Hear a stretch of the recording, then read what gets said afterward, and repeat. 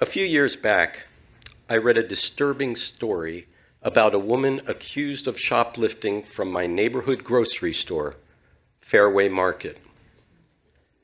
What disturbed me wasn't the crime, but the punishment. Fairway had banned the woman from the store for life. This gave me chills. I told my wife, I cannot imagine living in New York City and never being able to walk into Fairway again. I was serious. The Upper West Side store billed itself as like no other market, and it was. They cooked their delicious roast turkey in-house.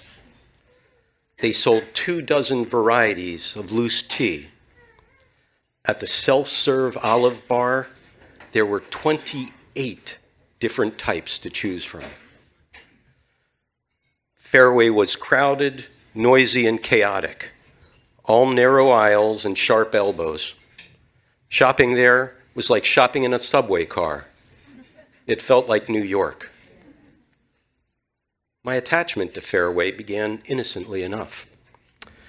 3 mornings a week, after a run in Central Park, I'd drop by the store on my way home to pick up a gallon of milk for my 2 growing boys, plus other groceries.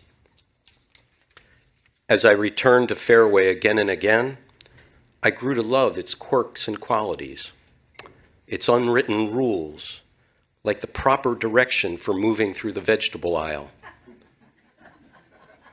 The sign at the deli counter saying that asking for fat to be trimmed from the guanciale was an insult to good taste. The chance to grab fresh bagels from delivery trays early in the morning. And the people. Donna and Mercedes at checkout. Roberto and Roberta slicing challah at the bread counter. Peter Romano, the restless king of the produce department. I still have this memory of seeing him lost in thought one morning, ripping apart bunches of bananas just to keep his hands busy. You know a relationship is strong when you can speak frankly about sensitive topics.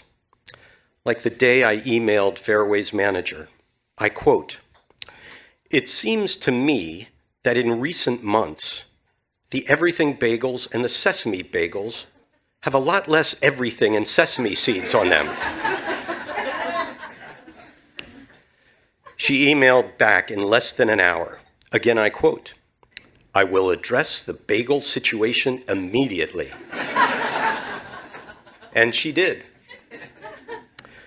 Another sign of a close relationship. When your partner isn't taking care of himself, you speak up. Like one morning when one of the cashiers said to me, "You're not running as much as you used to." That stung, but she was right.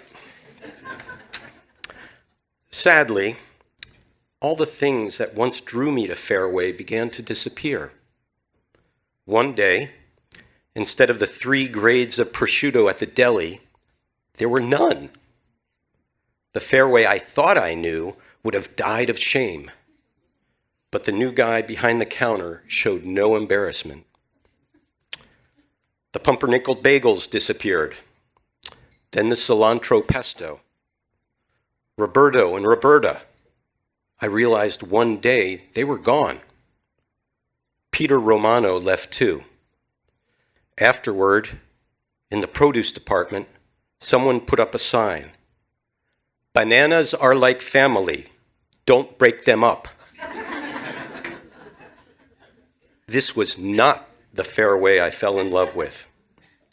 When I noticed once again that the everything bagels were short on the everything, I said nothing. What was the point?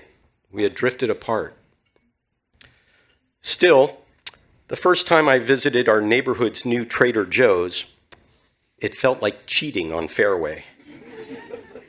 When, some weeks later, I carried Trader Joe's bags into Fairway, there to pick up a few items TJ's didn't stock, Again, I felt guilty, like I was flaunting my infidelity.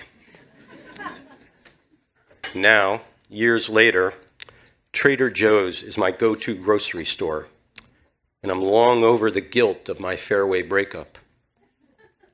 The good times we shared, I still treasure them.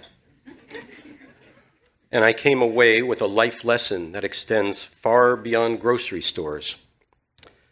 Not all of the close relationships that give us joy are meant to last forever. Sometimes they have a limited shelf life.